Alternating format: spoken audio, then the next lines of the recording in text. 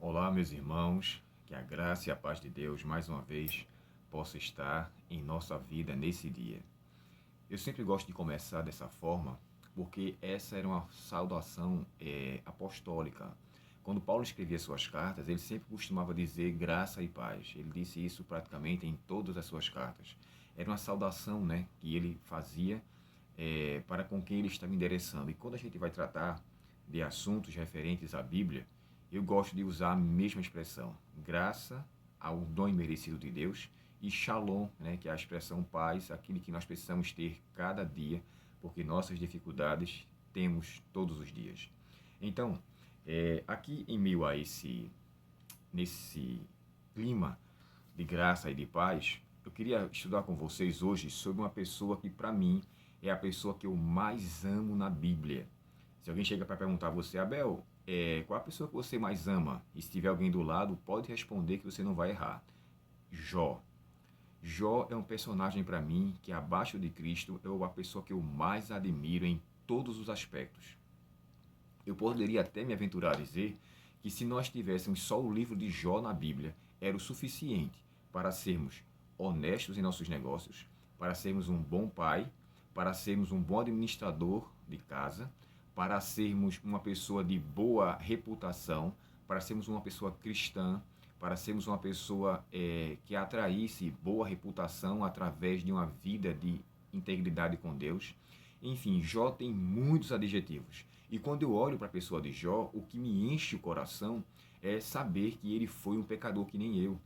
É saber que ele era carente da graça de Deus, como também eu era. Embora eu falei para vocês isso ontem, quando o livro de Jó começa mencionando, e só a nível de curiosidade, Jó foi escrito por Moisés, quando estava no deserto de Midian, e entre os estudiosos alguém chega a dizer que no ano de 1520 antes de Cristo, Moisés, quando estava no deserto, escreveu o livro de Jó. O livro de Jó, irmãos, ele é um livro que antecede o livro de Gênesis, a nível de data, não a nível de historicidade. Ou seja, o primeiro livro da Bíblia a ser escrito foi o livro de Jó e não o livro de Gênesis.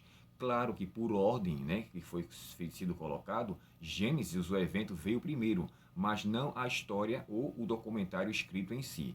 Jó é o documento bíblico mais antigo que se existe em toda a história da Bíblia.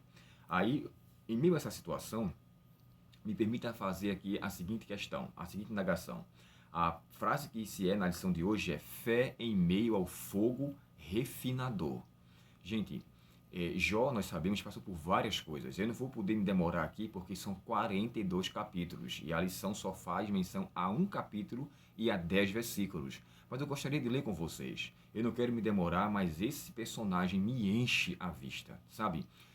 Através de Jó, eu descobri que o temor do Senhor é o princípio da sabedoria. É ele que descreve isso, né? Depois, Provérbios, o próprio Salomão depois descreveu, né? Em Jó, capítulo 28, verso 28, ele foi o primeiro a usar essa expressão. Quando a gente encontra o Apocalipse, capítulo 3, e o verso 19, dizendo assim, porém, eu repreendo e disciplino todos quanto amo, sede, pois, zeloso e arrepende-te. Jó descreve algo semelhante. Ele chega a descrever assim, não desprezes, pois, o castigo do Todo-Poderoso, porque ele corrige a quem ama e aquele a quem ele quer bem. Então, assim, Jó dá uma definição de uma relação muito íntima com Deus. Quando nós olhamos para a vida de Jó e olhamos o que ele escreveu, isso nos dá muito mais crédito de poder atender os seus conselhos do que em qualquer outro personagem. Claro, né? Toda a escritura é divinamente inspirada por Deus, mas Jó especificamente ele me enche muito a vista. Particularmente, é um personagem que eu mais amo. E aqui no capítulo 23, o que nos chama a atenção é que Jó não sabia o que estava acontecendo, tá? Diante de toda aquela situação, só para vocês contextualizarem, porque muitos que vão ouvir esse vídeo talvez não conheçam tanto sobre a vida de Jó, mas quando Jó é mencionado, a gente não sabe, na verdade, a infância de Jó, a sua juventude. Nós já conhecemos sobre a pessoa de Jó, ele sendo falado com uma pessoa adulta, casada e com 10 filhos e dono de muitos bens e muitas propriedades. Era rico em gado, muitíssimos os servos que serviam em sua casa. Então, assim, começa a se falar de Jó dessa forma. Porém, quando a calamidade vem, e Jó não sabendo de tudo aquilo, e há ali três amigos, né? Depois aparece o quarto, né? Chamado Eliú. Eliú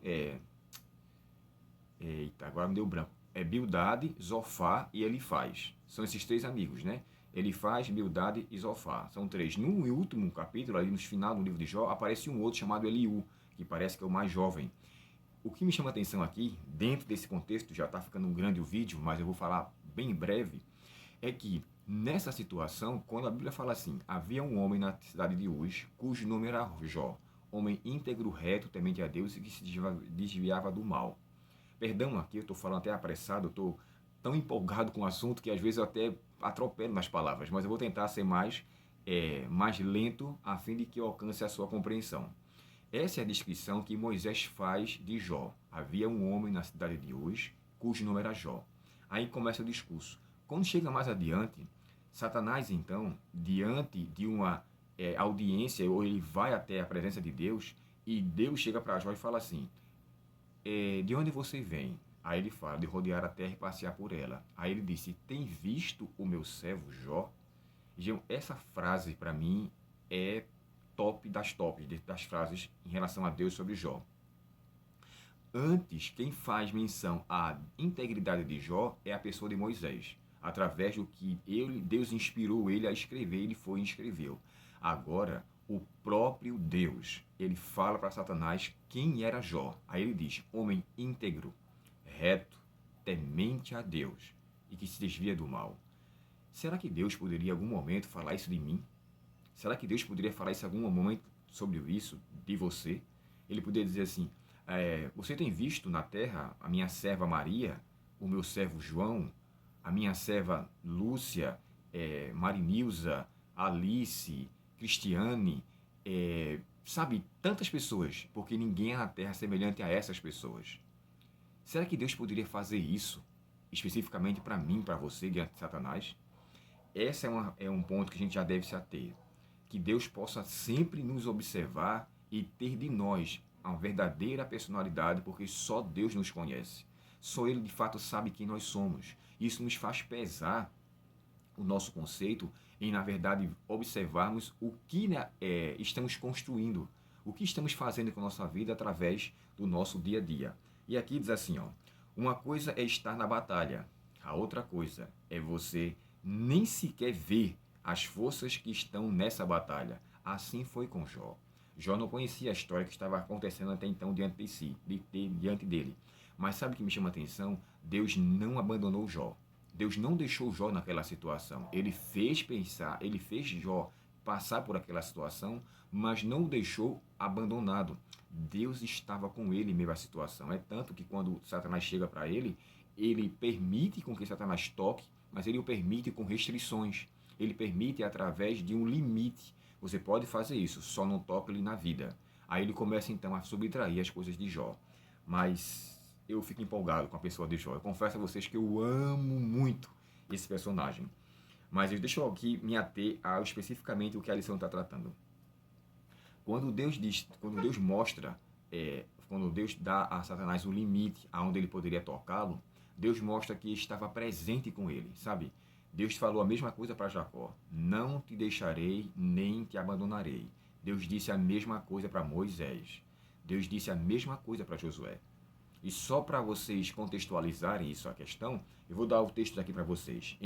Para Jacó, Deus disse isso em Gênesis 28, verso 15. Para Moisés, Deus disse isso em Deuteronômio 31, verso 6, quando Moisés estava prestes a morrer. E depois ele disse isso a Josué, Josué 1, verso 5. Eu coloquei aqui. Porém, levando em consideração que esse fogo foi o refinador, ou seja, Deus concedeu aquela situação, e aí eu volto a falar sobre a minha lição antiga, que eu acho que eu deixei ali, perdão. Pronto. Essa aqui, observe que quem está aqui é Deus, né? Aqui é a pessoa de Cristo. E ele colocou o crisol e a pessoa aqui. Eu já mostrei essa lição para vocês outras vezes. E aqui, uma coisa que eu não poderia deixar de mostrar, é a minha lição de Jó, onde estudamos 13 semanas sobre a pessoa maravilhosa de Jó. Sabe, quando eu vejo Jó falando no capítulo 31 e o verso 1, dizendo assim, eu fiz um pacto com os meus olhos, porventura eu olhei para alguma virgem, alguma donzela.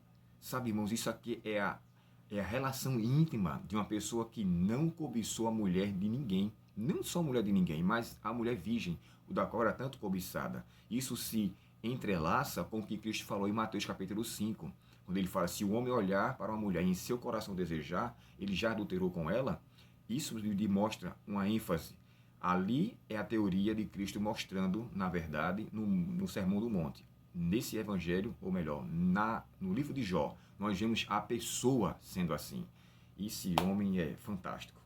Então, voltando a falar aqui, aqui tem um texto que eu queria ler com vocês e queria acompanhar na versão King James, onde ela diz assim, capítulo 23 de Jó e o verso 1 em diante.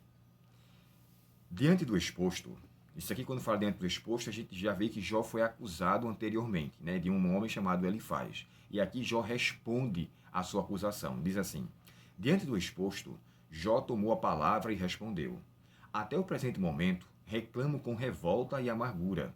Apesar dos meus gemidos, a mão dele pesa sobre minha vida. Ah, se eu soubesse onde poderia encontrá-lo, então me chegaria ao seu tribunal. Gente, isso aqui é Jó mostrando para Deus, mostrando para os seus amigos, que se ele pudesse encontrar a Deus em seu tribunal, ele iria até a sua presença. Sabe, na justiça, né, que se há o acerto de contas. É na justiça onde todas as coisas são resolvidas. Então Jó, ele argumenta, eu queria poder ir ao seu tribunal e acertar as contas com ele. Eu queria poder chegar até ele e dizer, Senhor, eu quero que o Senhor me prove aqui como é que está a minha situação, por que eu estou passando por isso ou por aquilo. Ele quis, sabe, gente, teríamos nós essa ousadia de dizer, Senhor, olha, eu vou à tua presença, porque eu estou sendo acusado injustamente. E aqui eu queria abrir um parêntese. Eu já fui acusado por diversas vezes de muitas coisas. E eu já usei essas palavras de Jó aqui. Quem dera que entre mim e a acusação Deus intervisse e pudesse revelar de fato a minha integridade ou a minha inocência nesse assunto. Não é bom sermos acusados injustamente, isso é terrível. Calúnia, difamação, maledicência são são práticas das pessoas que não vão de fato herdar o reino dos céus. Isso é muito forte, gente. Mexerico começou no céu. E aqui Jó é acusado por diversas vezes, né, de pecado, de que ele tinha feito por algo e por isso estava passando por aquilo. E aí Jó chega a mostrar que ele tinha uma grande vontade de ter acesso à presença de Deus. E o texto continua dizendo aqui, no verso 5, ouviria atentamente o que ele responderia e avaliaria com cuidado tudo o que ele me disse. Eu avaliaria o que Deus me dissesse. Ele está dizendo, porventura, segundo a grandeza do seu poder, contenderia comigo? Ou seja, Deus iria se mostrar para mim um poder daquilo que ele tem para me destruir? Aí ele responde, penso que não. Ele não me acusaria de nada. Tem traduções que falam assim, ele não seria imparcial comigo, ou seja, ele não agiria sem verdade, ele não agiria com injustiça. E Jó dizendo isso para Deus, dizendo isso para os seus amigos, diante de uma situação que era Deus que conhece os corações, você nota como era a integridade e a relação de Jó com Deus. Continuando aqui, verso 7. Ali o homem íntegro pleitearia com ele. Eu seria considerado inocente e sairia liberto da presença do meu juiz. Gente, sair liberto é você ter a certeza que sua consciência está tranquila, você está livre, nada lhe acusa, como diz Paulo aos Romanos. Quem nos condenará diante dessa situação? Então, assim, nenhuma condenação há para os que estão em Cristo Jesus. Isso é fantástico. Jó estava, de fato, muito satisfeito, estava, ciente de sua vida, de que nada que estava acontecendo consigo era por causa de algum pecado. Porém, há uma coisa interessante aqui. Jó precisava de um amadurecimento. E você pergunta, como assim? Como um amadurecimento? Olha o que ele fala no verso seguinte. Entretanto, ele dizendo, Jó, verso 8, se busco no Oriente, lá ele não está. Se parto para o Ocidente, tampouco o encontro. Quando ele está agindo no Norte, não consigo enxergar. Quando suas ações ocorrem no Sul, nem a sombra dele me é possível perceber. Aqui Jó demonstra que ele não conseguia entender os projetos ou os planos ou a maneira como Deus lidava com a situação. Jó não tinha como prescrutar os planos de Deus. Aqui ele demonstra que Deus ele está agindo de acordo com a sua vontade, com a sua forma, mas de uma maneira particular. E Jó não entendia em relação a isso. Porém, o verso 10 é o verso-chave. E ele diz assim: Todavia, ele bem me conhece. Ele conhece os meus caminhos, por onde passam os meus pés. Se colocar à prova, constatará que sairei puro como ouro refinado. Gente, isso está dizendo aqui, o ouro refinado é um ouro que passa por uma situação a fim de torná-lo mais puro. E esse verso 10 para mim é o verso fantástico.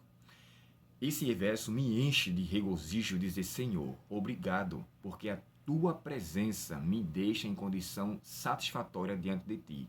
Através do teu espírito, de uma submissão, através de uma rejeição para a minha natureza carnal, eu posso dizer que diante do Senhor eu estou em paz. E aqui Jó termina com essas palavras. Para Jó, ser provado para se tornar como ouro foi considerado um incentivo, algo que ele devia fixar nos olhos, e isso lhe ajudou a passar pelas dificuldades. Tudo foi um poderoso testemunho de seu caráter, visto que em meio a toda dor e sofrimento, ele pôde perceber o processo de purificação. Além disso, embora não compreendesse muita coisa, ele sabia que essas provas o refinariam. Então Jó precisava de um desenvolvimento, sabe, gente? No capítulo 7 do livro de Jó, ele fala: por que não perdoas o meu pecado? No capítulo 10 e o verso 6 também Jó fala de: a minha transgressão veio à tona. Então ele faz menção como se ele tivesse, de fato, ele era uma pessoa pecadora, mas Jó não tinha pecados acariciados. Jó não tinha problemas em sua vida espiritual que comprometesse a situação que estava acontecendo com ele ali. E o que me chama mais atenção é a expressão de Jó 1, quando fala que ele era íntegro. O íntegro ali, eu falei para vocês isso ontem, vou falar isso mais uma vez, é uma expressão no hebraico tam, que significa integralidade, completo, perfeito. Jó, ele era perfeito naquilo que ele vivia, mas isso não quer dizer que ele não precisava de um aperfeiçoamento. Jó precisava de amadurecimento, ele precisava de um crescimento, e isso ele ocasionou através desse crisol que o refinador, nosso Pai Celestial, colocou em sua vida. E ele de fato saiu mais puro do que o ouro. Jó é um personagem que deveríamos ler mais sobre ele, estudar mais sobre ele, conhecer a integridade de Jó em relação a Deus cada vez mais. Eu deixo aqui para você a seguinte reflexão: que haja nessa terra pessoas como Abel, como Marcelo, como Jurandir, como Paulo, como Afonso, como tantos outros, mas que tem a mesma significação. Homem íntegro, reto, temente a Deus, que se desvia do mal, e que mesmo quando a calamidade vier e você não enxergar, você não souber o porquê de certas coisas, você entenda que Deus está ali refinando para de você extrair o melhor para a honra e glória do seu nome. Que Deus, portanto, lhe abençoe nesse dia. O vídeo ficou muito grande, mas eu confesso que eu fico muito feliz em falar sobre a pessoa de Jó. É um personagem que eu amo de coração e com certeza eu espero que Deus tenha falado para você através da mensagem de hoje também. Deus nos abençoe e vamos pedir para Ele que, embora a gente não consiga compreender as situações que acontecem em nossa vida, nós tenhamos a convicção de que Deus está ainda assim conosco. Ele chegou a escrever, né? Ainda que Ele me mate, nele eu confiarei. Palavras do nosso amigo e irmão Jó. Vamos orar. Querido Pai Celestial, obrigado, Senhor, por a Tua palavra. Obrigado por ter pessoas na Bíblia como Jó. Através dela, nós vemos que nós não conseguimos entender, Senhor, os crisóis que passamos, as provações, as dificuldades, mas nós temos a certeza que em meio a essa situação, assim como estudamos, ainda que viemos a passar pelo vale da sombra da morte, que nós não temeremos mal algum, porque o Senhor estará conosco. Que o Senhor nos conceda a bênção da Tua presença, que a Tua graça nos baste, e que mesmo em meio à adversidade, onde nós não consigamos compreender, que nós não percamos de vista o senso da Tua presença. Nós te agradecemos e te pedimos com perdão dos pecados, e em nome de Jesus. Amém.